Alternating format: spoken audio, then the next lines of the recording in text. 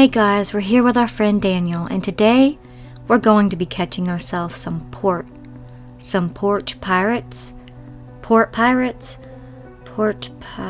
Allie finally looked up from her phone and saw me watching her.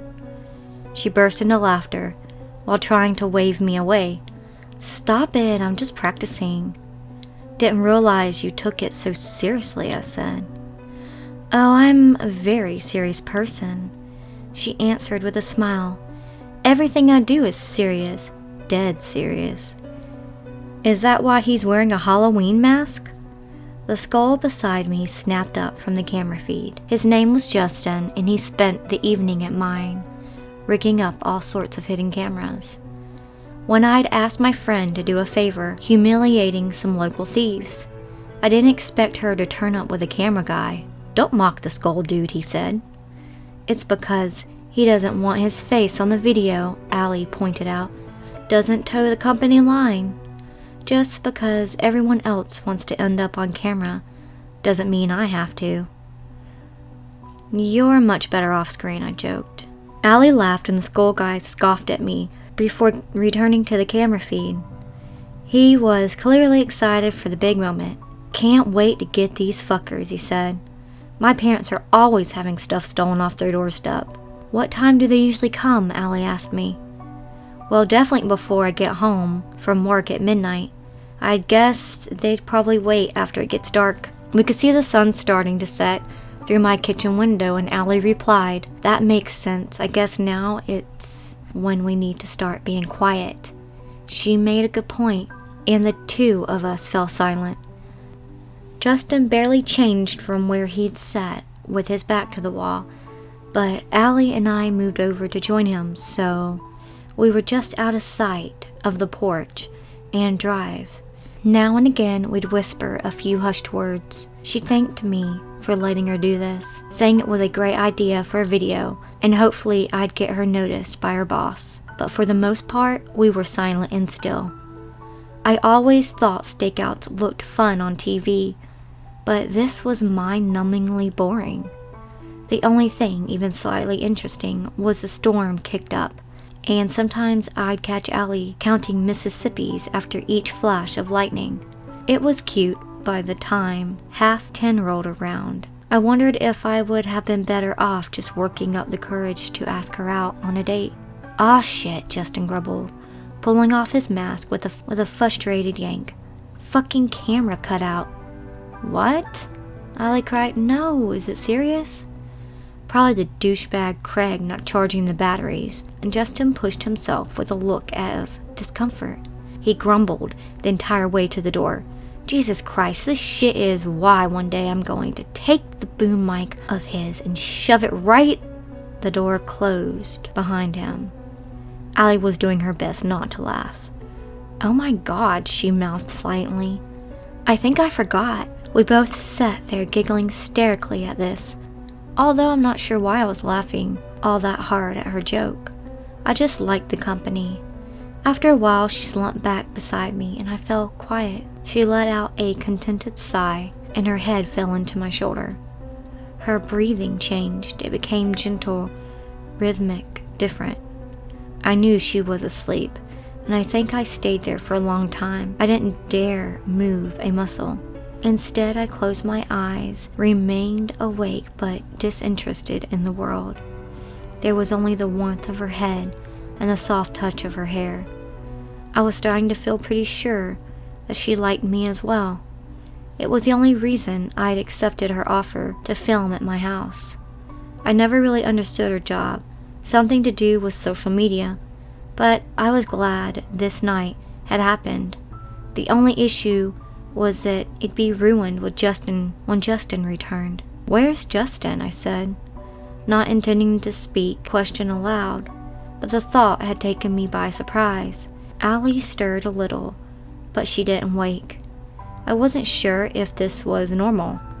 All that I knew was that it felt wrong, and that feeling of wrongness got worse with every second that passed. Allie, I whispered, after a while gently nudging her with my shoulder. She lifted her head with a long tired groan.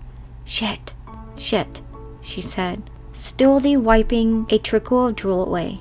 Did I sleep on you? Oh God, I'm sorry. Don't worry, I said. Why's Justin taking so long? Allie frowned and sat upright before taking her phone out to check the time. He shouldn't be taking this long, she said. The wind blew so hard, a far-off window rattled. For a moment, it felt like the whole house was shaking, and both Allie and I laughed nervously as the storm before turning around to check the front window.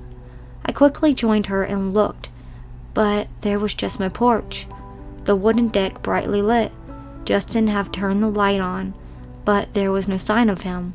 Behind the empty porch, the dark loomed larger, like my house had been picked up and dropped on a cliff overlooking a stormy sea. I couldn't quite shake the feeling that there was something out there staring at me, and without knowing why, I ducked down out of sight. I faced the kitchen, my kitchen, but it looked different somehow. I didn't know if it was just a fear or what, but it reminded me more of a tomb than a home. I felt like I was an intruder, and the more I told myself it was my home, my safe place, the more something in my mind rebelled against that idea. The hallway leading to my living room looked cold and sterile, the stairs unnaturally large.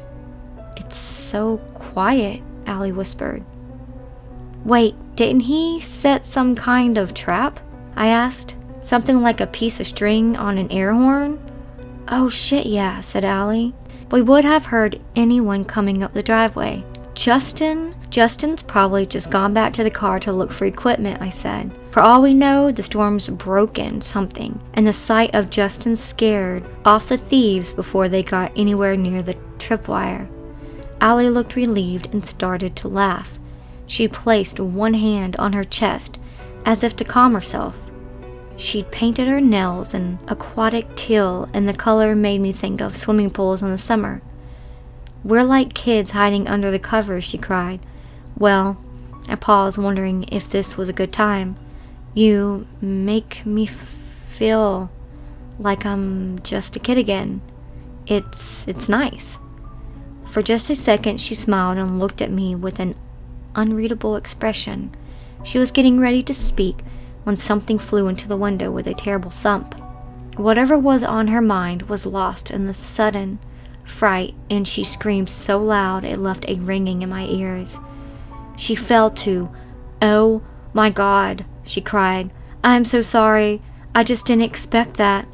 "It's just a storm," I said, turning to face the window, throwing all sorts of... I didn't finish my sentence. The glass had been painted in an explosion red. At first I thought it had been a bird. When I was a kid, I'd once woken up and watched a crow fly so hard into our window, it made a big, bright red smear. My old man was too busy to ever bother cleaning it. He left it to the rain. So for the days, I slept with this winged outline of dried gore smeared over the window. I always remembered the feathers, but this time, there was only blood. Is that what I think it is? She was gripping the window frame so hard, her fingers turned white. I pulled myself up, lying on the porch was a hand with the cuff of a man's shirt still attached. "Justin," I mumbled. "We need to call the police," Allie cried, tears running down her face. She was shaking as she dialed the emergency number and waited with held breath while it rang and rang and rang and rang. "They're not answering," she yelled.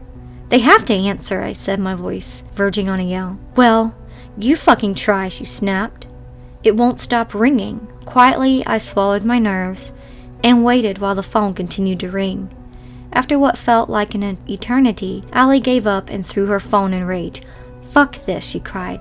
This is just some kind of joke. Some fucked up person is messing with us, probably Justin." She was up and moving before I had time to think.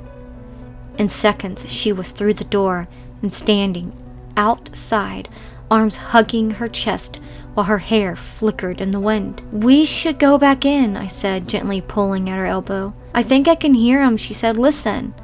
I stopped dead, but all I could hear was the wind. "Justin!" she cried suddenly, snatching her arm away before running into the dark. I followed, fumbling to use my smartphone as a light, but by the time I turned it on, My feet hit the gravel of my driveway. Allie had already disappeared from sight. It was like the night had swallowed her whole. "Help!" The words were mewed, not shouted. I turned to look at the source, but all I could see was a colorless disc of my torch lighting up stones and grass. It felt like the sky itself had fallen down and was smothering the light. "Help! Allie!"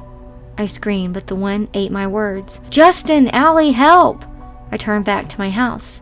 The door was swinging widely from where it had been left open. The only light was the one in the kitchen. It was so bright against the night, it looked like a portal into another world. We'd been so visible standing there. Even from where I stood, I could clearly see Allie's hand gripping the windowsill, as plain as...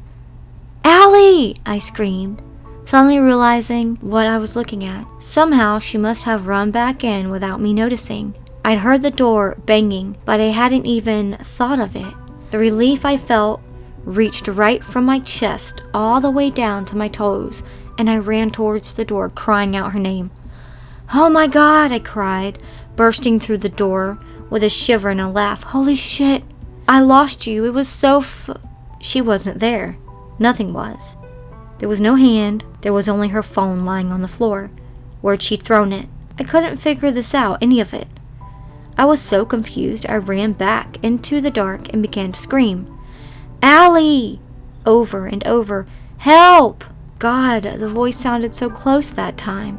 I stepped out onto the porch in the hope I'd hear it again, hear it better. "Help!" Slowly, I looked down at my feet. Something moved between the wooden slats. I ran off the porch immediately, threw myself down onto the grass. I shone my light into the dark and saw Allie staring back at me from under the house, her eyes wide and her face pale. "Allie," I said. "Allie, come on." I dragged myself into the darkness and kept calling, but she didn't make a sound.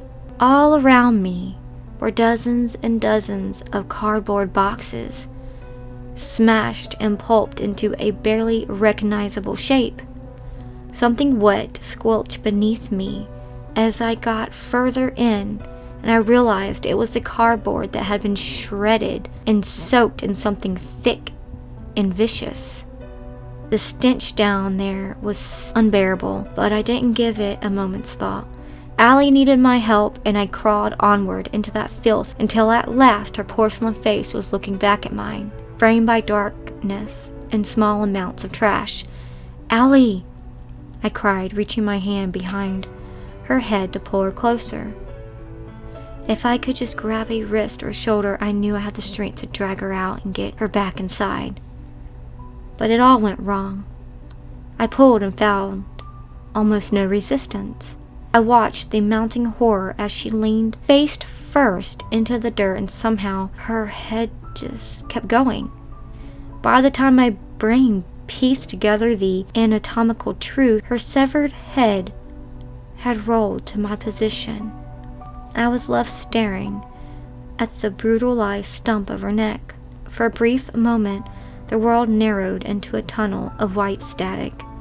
I was so afraid I could feel my balls shrivel up, while the warmth of my own piss pulling beneath me.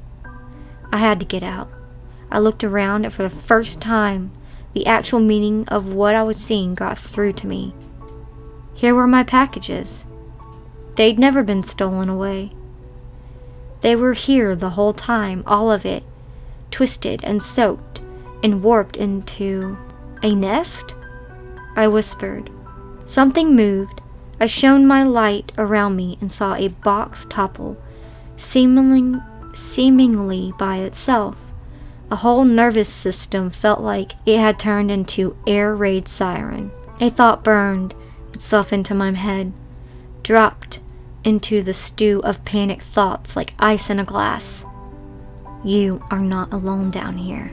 I flashed my light left to right and caught something, a fleeting glimpse of motion. But when I swung my light back, everything was still. I squinted hard, trying to pierce the darkness. There was something amidst all that trash, something small and black and glassy. Two somethings, actually, buried amongst a confusing mess of soggy folds and corrugated pulp. It exploded towards me, in a frenetic alien crawl. Those glistening black shapes had been eyes in the face made of confusing parts that moved and clicked with aggressive hunger. Something quivered in the light in some kind of shell, perhaps? I couldn't say. It moved so strangely, I still don't know what its outline looked like. But what little I'd seen was enough, and I started to frantically crawl backwards, and I was so scared I made a mess of everything in my desperate scramble. Boxes fell over, my fist burst through random mounds of filth, but found no purchase. In the rain, slick mud beneath me started to churn. I think I was screaming something in fear. Like I said, I don't really know. I do remember that my skin started to burn, and I remember looking down and seeing my hands, knees disappear into quagmire of blood-spotted bile. I also remember the feeling of something covered in thick bristles stabbing into my ankles, right through the space between tendon and the muscle. I was saved only because the low ceiling stopped, and the thing from the ceiling on top of me, the thing from climbing on top of me. At one point, it bucked wild in a kind of rage, and I swear the house above was rattling and shook. Whatever it was huge, and it didn't have any easy time getting to me. The few times I looked back, it looked like a tree root had grown my flesh, or maybe a spider's leg. I remember wondering what it wanted when it yanked my leg to the side, and something wet started to tighten around my foot. It was unbearably strong. A bone gave way in a series of power convulsions. By the time I realized it was biting me, it closed whatever it had for a mouth around my knee joint and tore the leg apart. After that, I was free to finally escape, although the threat of blood loss loomed large. I know at the point I fell unconscious on the lawn, because the next thing I remember is being licked. A neighbor's dog had gotten loose in the storm and found me, and the neighbor wasn't far behind. I'm happy to say that everything that followed was a blur, right up until I woke up a few days later covered in skin grafts. It was 6 months before I managed to get out of the hospital bed. I think the official line is animal attack. Maybe that's all it was. I know the police have treated me a little oddly, but they never really interrogated me. Maybe I moved into a house that technically had one other occupant, and as long as it had been free to raid my trash and take my stuff, it never saw fit to doing anything about it. Thing is, that doesn't really explain why I came home the other day to find a cardboard box waiting for me. It looked normal enough from a distance. Up close, it was a different story. It was sopping wet, dripping God knows what all over my parents' doorstep. I hadn't ordered anything, but I knew it was for me. Sure enough, it was. The only thing inside had been my shoe, the one I had last seen on my right foot, just before it disappeared into the toothy shadow.